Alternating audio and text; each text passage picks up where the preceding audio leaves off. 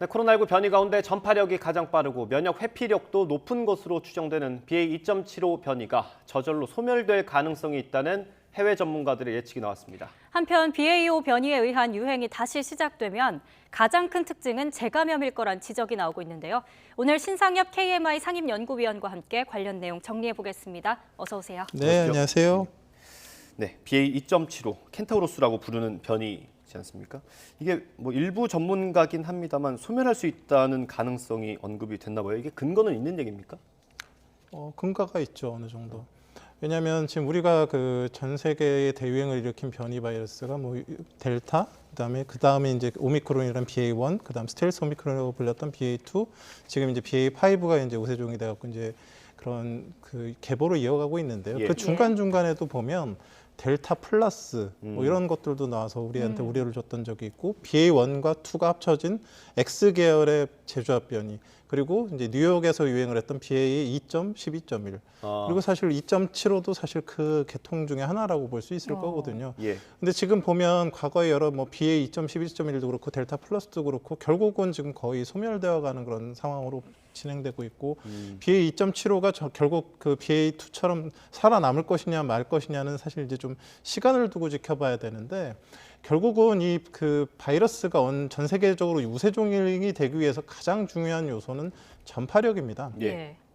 일단 전파력이 강해야 이제 우세종이 될 수 있는 기본적인 요건이 되는데, 그 다음에 또 이제 중요한 게 이게 이제 변이가 많이 되면 많이 될수록 뭐 강해지고 전파력이 무조건 세질 거라고 생각하지만, 사람도 유전적인 그런 그 변이가 너무 심하게 태어난 사람 같은 경우는 사산되거나 제대로 삶을 영위하기 어렵거든요. 바이러스도 변이가 너무 많아지면 자체가 굉장히 부실해집니다. 바이러스 자체가. 그래서 그게 이제 전파력은 높지만 이게 제대로 된 그런 역할을 못하는 바이러스가 된 경우들도 많이 있기 때문에, 결국 이 바이러스의 우세종화는 어느 걸로 엿볼 수 있냐면, 적어도 어느 지역에서 뭐 우세종이 됐다 이게 아니고 정말로 큰 대도시 안에서 기존의 우세종과 경합을 해서 이길 정도의 상황이 돼야지 전 세계의 우세종이 될 수가 있는데, 지금 뭐 BA.2.12.1 같은 경우는 뉴욕에서 사실 우세종이 됐었긴 했는데 사실 그렇게 전 세계적으로 퍼져나가지를 못하는 그런 상황을 보이고 있고, BA.2.75 역시도 지금 인도의 일부 지역에서는 우세종이 됐던 걸로 된 상황으로 알려져 있는데, 실제적으로 인도 전역을 갖다가 지금 그 정복을 아직 못하고 있고 그 다른 해외에서도 지금 아직 그런 그 전 세계적으로 이렇게 산발 발생은 하고 있지만 대대적으로 우세종화되지는 못하고 있거든요. 그래서 시간이 좀 더 지나봐야 이게 어떤 상황으로 진행될지 파악은 할 수 있고, 근데 그 최종 목적지 중에 하나가 결국 소멸될 가능성도 적어도 3분의 1 이상의 가능성을 두고 갖고 있다고 보면 될 것 같습니다. 그렇군요. 뭐 소멸 상황이긴 하지만 신중하게 봐야 한다는 의견도 만만치 않지 않습니까? 위원님께서 또 BA.2.75 변이 소멸 가능성을 어떻게 보시는지 궁금합니다. 결국 이제 BA.2.75가 이제 갈 길은 셋 중에 하나입니다. 이제 결국에 엔드 포인트가 어떤 거냐면, 실제로 BA.2.75가 상당한 전파력과 생존력을 가지고 있어서 결국은 BA.5와 경쟁해서 이겨내는 우세종이 된다. 그랬을 때에 이제 지금의 그 BA.5 유행이 길어지거나 아니면 새로운 쌍봉을 만들 수가 있겠죠. 이제 그게 하나가 있고요. 또 하나의 가능성은 이 BA.2.75가 아직은 충분한 그런 능력을 갖고 있지는 전파력이 세더라도 능력을 갖고 있지는 못하지만 BA.5가 이제 유행을 지나고 난 다음에 새롭게 유행할 수가 있습니다. 그게 어떤 거냐면, 예를 들면 이런 거예요. 사람 숫자, 숙주의 숫자는 제한적이거든요. 그러니까 지금은 사람 한 명을 두고 그 전파력이 10쯤 되는 BA.5 5개가 이렇게 막 공격을 하고 있고, 이 BA.2.75가 전파력이 한 15쯤 되는 강력하지만 하나가 공격하고 있다 그러면 숫자에 밀려서 결국 이 사람은 BA.5에 감염될 확률이 훨씬 높거든요. 근데 시간이 지나가다 보면 이 BA.5의 능력이 떨어지고 또 이거 감염된 사람들이 많아지다 보면 이 BA.2.75가 생존만 하고 있다 그러면 어느 순간에 보면 1대1이 되는 상황이 벌어지고 역전이 되는 상황들이 벌어진다는 거죠. 그게 시간이 몇 개월을 두고 벌어질 수가 있어요. 그래서 지금 상태에서는 BA.5가 이제 우세종이 된 상황에서 힘을 못 쓰고 있지만 전파력이 세도 나중에 얘가 약해진 상황에서는 다시 우세종으로 들고 일어날 수 있거든요. 그게 두 번째 시나리오고, 마지막 시나리오는 대부분의 변이들과 같이 잠깐 반짝했다가 더 이상 BA.5를 이겨내지 못하고 소멸되는 세 가지 시나리오가 다 3분의 1씩의 가능성은 다 있다라고 보거든요. 그래서 그런 가능성까지 두고 봐야 되기 때문에 감시는 계속 해야 되는 그런 상황이라고 볼 수 있겠습니다. 그럼 BA.5를 좀 잡았다라고 판단할 때쯤에 BA.2.75가 다시 높은 파고를 만들 수도 있는 네, 겁니까? 그렇습니다. 그렇군요. 그 영국에서는 BA.5 변이에 따른 유행이 오미크론보다 작은 정점 규모로 이미 지났다는 얘기도 나오더라고요. 네, 맞습니다. 우리나라는 아직이죠. 우리나라는 뭐 아직 지금 뭐 이렇게 한 명, 3명 단위 정도밖에 확진자가 확인이 되지 않고 있는 상황이기 때문에 그런데요. 말씀드렸지만 어떤 그런 우세종이 이렇게 심하게 퍼져 있는 상황에서는 우세종 여러 개와 한 개의 변이종이 이렇게 경쟁하는 상황에서 사실은 이겨내기가 쉽지 않고 예. 대규모 유행을 만들기가 쉽지가 않습니다. 그래서 환경 자체, 바이러스 변이 환경 자체가 시간을 지나가면서 또 변할 거기 때문에 예. 그런 것들을 조금 더 봐야지 이게 정말로 안전한 것이냐 없어질 것이냐 이런 것들을 판단할 수 있을 것 같습니다. 뭐 현재 BA.5 변이에 의한 확산세나 재유행이 전 세계적이라고 나오고 있습니다. 이런 상황에서 재감염이 이번 재유행의 가장 큰 특징이 될 거란 이야기가 많은데요. 이유가 뭐라고 보시는지 전해주시죠. 그게 이제 그런 겁니다. 이제 결국 우리가 이 오미크론 유행 상황에서 가지고 있어야 될 항체들이 몇 가지가 있어요. 예. 가장 중요한 게 이제 어찌 보면 오미크론 이 유행만 따지면은 이제 오미크론 감염에 대한 그 감염에 걸려서 그 항체를 갖고 있으면 이제 제일 좋을 거고요. 또 하나는 과거에 이제 우한 바이러스 백신을 우리가 맞아왔지 않습니까? 예. 그 백신을 맞은 그런 방어력이 어느 정도 그 지금 오미크론은 듣지만 상당히 잘 안 듣습니다. 그래서 그 우한 바이러스에 대한 백신 방어력, 그다음에 오미크론에서 걸린 자연 감염에 의한 방어력 이 두 가지를 우리가 지금 갖고 있는데. 예. 지금 앞으로 유행하고 있는 BA.5는 과거 백신 접종했던 우한 바이러스 백신에는 사실 거의 안 듣는다고 보면 되고요. 예. 지금 BA.1이나 2에 걸린 대부분 우리나라 사람들 반 이상이 걸렸다고 생각하는데 이분들 역시도 다시 걸릴 수 있는 면역 회피력이 크기 때문에 다시 걸릴 수가 있거든요. 그러니까 예. 결국은 예전에 걸렸던 사람들도 재감염이 되면서 지금 그러니까 우리나라 사람들 전체 중에서는 안 걸린 사람보다 걸렸던 사람이 훨씬 더 많다고 생각을 합니다. 지금 예. 제가 판단으로는. 근데 결국 이제 새로운 변이가 유행했을 때는 뭐안 걸렸던 사람들은 당연히 걸릴 수 있지만 걸렸던 사람들의 재감염도 비율이 더 많기 때문에 더 많은 숫자로 나타나게 될 수밖에 없고 이분들에 대한 관리 역시가 이제 굉장히 이제 좀 중점적인 그런 과제가 되는 거죠. 과거에는 초감염 위주로 예. 이제 대책이 세워졌다 그러면 이제는 걸렸던 사람들이 많기 때문에 재감염 위주로 또 거기에 맞는 대책들이 새롭게 만들어져야 되는 그런 그렇죠. 상황이라고 봅니다. 예. 그 재감염을 조심해야 하는 시기가 좀 따로 있습니까?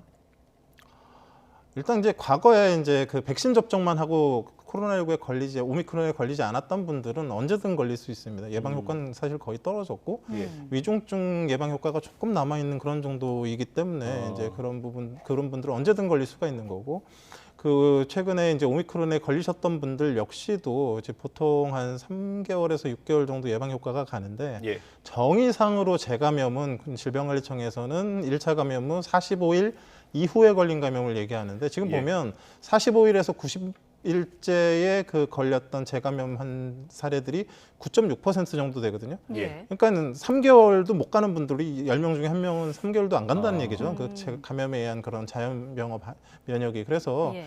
언제든 사실 재감염은 있을 수 있다라고 지금 상황에서는 이제 판단하는 게 맞는 것 같습니다. 예. 예. 그럼 이거 걸린 사람도 백신을 맞아야 되나요? 어떻게 해야 돼요?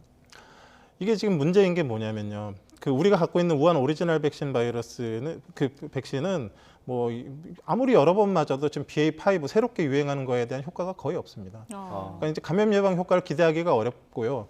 이제 앞으로 나올 백신이 두 가지가 있습니다. 네. 지금 가을철쯤 해서 이제 아마 시판이 될 것 같은데 이제 화이자나 모더나가 이미 이런 걸 예측을 하고 우한 바이러스 백신과 오미크론이 붙어 있는 이가 백신을 만들어서 예. 임상이 거의 다 끝났고 사실 6월 말 미국 FDA 승인 받아서 이제 여름에 출시를 하려고 했었습니다. 예. 근데 이게 지금 약간 늦춰진 게 뭐냐면 지금 BA.1이 붙어 있거든요, 여기에는. 예. 근데 그러니까 BA.1이 붙어 있으니까 아무래도 BA.5까지 약간 효과는 있긴 있을 텐데 이게 좀 지금 새롭게 유행하는 BA.5에는 효과가 많이 떨어집니다. 예. 그래서 미국 FDA에서 이거 말고 예. 우한 오리지널에다 BA.5를 붙여서 새롭게 만들어라 해서 지금 새롭게 만들고 있거든요. 예. 근데 일부 지금 BA.1이 붙어 있는 그게 시판이 좀 가을쯤 될 것 같고요. 예. 일부 이제 BA.5가 붙어 있는 또 재업데이트된 게 겨울쯤 시판이 될 것 같습니다. 그러니까 결국은 그런 오미크론에 대한 게 붙어 있는 그런 백신 접종을 하게 되면 도움이 좀 될 수 있거든요. 이 감염 예방에. 그래서 그런 백신이 근데 아직 구비가 되질 않은 상황에서 지금의 유행을 넘어가야 되기 때문에 일단은 이제 위중증과 사망을 줄일 수 있는 그런 효과를 위해서 기존 백신 접종을 하면서 예. 나머지 분들은 이제 사회적 거리두기나 이런 자발적인 그 국민 참여형 사회적 거리두기로 일단 지금 시기를 넘어가야 되는 상황으로 보겠습니다. 예. 그렇군요. 다음 질문은 좀 Q&A 그래픽을 함께 보면서 질문을 드리도록 하겠습니다. 네, 그래픽을 보면요. 누적 확진자 1,800여만 명 중 재감염만 7만 명대 후반으로 추정이 되고 있습니다. 코로나19 발생 후 지금까지 한 번도 걸리지 않은 이른바 네버 코비드족이 3,200만 명인 셈인 건지 이게 진짜 맞는 수치인지도 궁금합니다.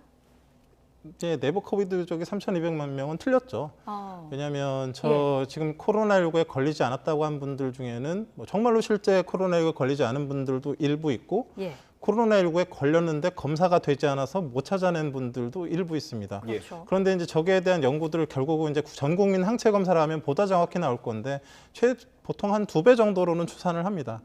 그리고 미국 같이 지금 최근에 검사 시스템이 지금 잘 갖춰지지 않은 상황에서는 7배까지도 추정하거든요. 숨은 감염자가. 예. 그래서 지금 그 실제로 검사를 했을 때 보면 검사를 좀 촘촘하게 자주 했었던 그런 그 10대들 같은 경우는 뭐 거의 한 3분의 2 정도가 감염을 찾아내서 그 감염 확진된 걸로 나오고 일반 국민들 한 3분의 1 정도 감염 찾아낸 걸로 나오는데 실제적으로는 전 국민 반 이상이 걸렸고 그 소아 청소년 같은 경우는 3분의 2 이상이 걸렸다라고 판단하는 게 맞는 상황인 것 같고요. 예. 이제 그거는 전 국민 항체 검사로 나오게 될 텐데 결국 누가 본인이 걸렸는지 안 걸렸는지를 알아야 사실 그 다음 방역 대책이 가는 건데 그게 지금 미비한 그런 자료 미비 상황이기 때문에 지금 전 예. 국민 항체 검사가 굉장히 중요한 거고 예. 결과가 1차적으로는 9월쯤 나오겠지만 그 중간에라도 중간 분석을 좀 해가지고 예. 관련 정책을 좀 다시 만들어야 되는 상황입니다. 예, 그렇군요. 그 아마 연결되는 얘기일 것 같은데 이제 뭐 우스갯소리로 이런 얘기 하지 않습니까? 난 슈퍼항체를 가지고 있는 것 같다 이런 얘기를 하는데 예. 이거를 실제로 가지고 있는 사람이 있을 수 있습니까? 뭐 저는 없다고 봅니다. 어. 왜 이런 얘기가 나왔는지 저는 애초부터 잘 이해를 할 수가 없었는데요. 우리가 가지고 있는 그런 우한 백신 접종을 했을 때 오미크론은 아예 듣지를 않습니다. 잘. 예. 오미크론에 걸린 사람 과거에 알파, 베타, 델타에 듣지 않습니다. 그러니까 둘 다 항체를 갖고 있어야만 기존의 그 상황에 그 이제 대비를 할 수 있는데 뭐 걸렸던 분들 예전에 접종했었던 분들 항체를 가지고 있어도 그게 3개월에서 6개월 이상 가지 않는 걸 우리가 지금 경험을 하고 있거든요. 예. 그래서 결국 과거에 어떤 백신 접종을 하고 어떤 감염에 걸렸던 간에 3에서 6개월이 지나면 재감염이 언제든 될 수 있는 그런 상황이다라는 걸 이제 인지를 하셔야 되고 지금 우리가 맞는 백신이나 이런 재감염은 다만 근데 위중증으로 가는 것들을 상당히 줄여줄 수가 있기 때문에 그런 목적에서 꼭 필요한 분들이 좀 접종이나 이런 것들이 이제 일단은 진행이 되고 있는 거로 보습니다. 예. 그렇군요.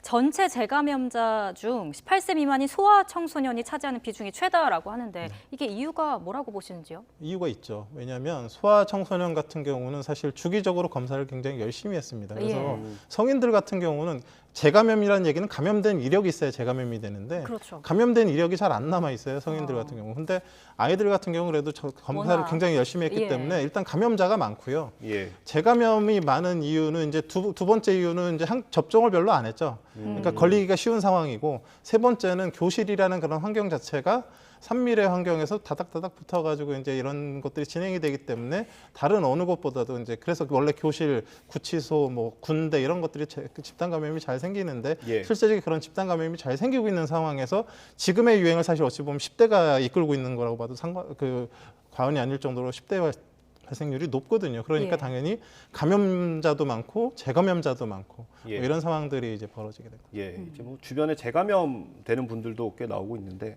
이 재감염과 처음 감염됐을 때 중증도 차이는 어느 정도 있습니까? 이게 이렇게 많은 분들이 재감염이 되면 가볍게 앓고 지나갈 거다라고 생각을 하시는데 그렇지 않습니다. 그러니까 건강하고 가볍게 앓고 지나간 그러니까 젊은 성인들의 경우는 가볍게 앓고 지나갈 수 있어요. 예. 그런데 1차 감염을 심하게 앓았던 분들은 재감염되게 되면 사실 상당히 위험합니다. 예. 왜냐하면 코로나19 1차 감염이 됐을 때 많은 분들이 뭐 기관지나 폐만 간다고 생각을 하시지만 뇌에도 가고 심장에도 가고 췌장에도 가고 전신에 다 갑니다. 아. 근데 고령이나 어르신들, 기저질환자, 면역자 불안자 이런 분들은 그런 공격을 받아갖고 굉장히 심한 손상을 받거든요. 회복하는데 굉장히 오랜 시간이 걸립니다. 근데 문제는 지금 이 코로나19가 뭐 3개월만 지나도 언제든 재감염이 되는데 또 재감염이 와갖고 상처 나서 회복되지도 않은 곳들을 다시 공격을 받게 되면 예. 치명상을 입게 돼서 굉장히 위험해지는 경우들이 있고 그게 실제적으로 논문으로도 여러 지금 나오고 있거든요. 그래서 젊은 분, 건강한 분들은 뭐 괜찮을 수 있지만 고령의 어르신들 같은 경우는 재감염이 결코 안전하지 않다라는 것들도 좀 인지를 하고 계셔야 될 것 같습니다. 네, 예. 알겠습니다. 마지막으로 오늘 새벽 발표된 원숭이 두창 관련 짚어보겠습니다. WHO가 공중보건 비상사태 선포를 했는데 전문가들 사이에서 팬데믹 가능성이 거의 없다고 이야기를 했는데 이렇게 비상사태를 선포한 이유를 뭐라고 보시는지요? 뭐 실제로 이제 투표를 했을 때도 이제 반대가 더 많았습니다. 비상사태 선포에 대해서. 예. 사실 그 전 세계 유행 상황이나 치명률 이런 것들을 봤을 때에 그 과거에 그 전례를 봤던 그 공중보건 비상사태와는 좀 상황은 다릅니다. 다만 지금 WHO가 우려하는 게 지금 벌써 75개국 이상에서 15,000명 이상의 확진자가 나왔는데 이게 지금 세계적으로 별 이슈가 되지 않으면서 이걸 그대로 두게 되면 제가 보기에는 성병은 아닌데 성병과 비슷하게 그냥 토착화해서 전 세계적으로 사라지지 않을 가능성이 굉장히 높아 보이거든요. 그래서 그런 부분들을 좀 각 나라에서 인지하고 보다 적극적으로 백신이나 지금 치료제가 상당히 부족한 상황에서 예. 거기에 관련된 대책들을 각 나라들이 좀 세워야 되는 부분들을 좀 인지시키기 위한 주의 환기 목적일 가능성이 좀 더 크다고 생각을 합니다. 그렇군요. 이게 확진자가 유럽에 좀 집중이 돼 있는 모양입니다. 그 원인이 따로 있습니까? 결국 지금의 상황이 이제 그 밀접 접촉, 특히 이제 성접촉들을 통해서 이루어지고 있는데 이제 그런 것들에 대한 상황들이 유럽에서 많고 또 그런 검사들이 좀 잘 이루어질 수 있는 나라들에서 또 확진이 많을 수밖에 없기 때문에 그런 것 같습니다. 예. 원숭이 두창 얘기까지 들어봤습니다. 오늘 말씀 여기까지 듣겠습니다. 신상엽 KMI 상임연구위원과 함께했습니다. 고맙습니다. 네, 고맙습니다.